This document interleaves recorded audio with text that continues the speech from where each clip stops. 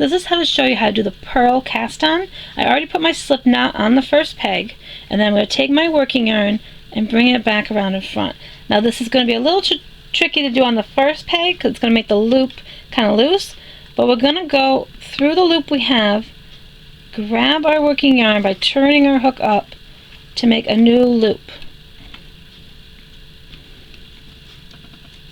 And that new loop that you create gets put on the next peg.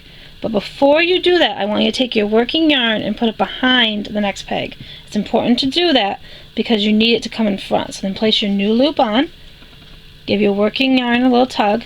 Now again, we're going to take our working yarn that's behind the peg and bring it in front.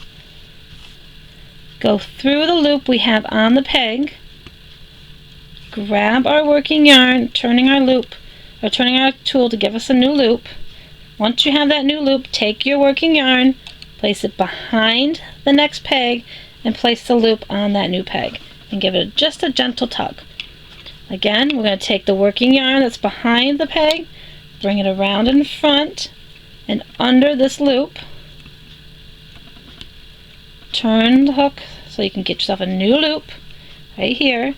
Take your working yarn, place it behind the next peg, take the new loop and place it on the peg, and then give your working yarn a gentle little tug. Bring it in front again. Like I said, you see it's behind it. We're going to bring it in front again. We're going to take our hook. Let's see if I can zoom in here so you can really see what I'm doing. We're going to take our hook, go through the stitch, turning it so it grabs that working yarn, making our nice little loop here.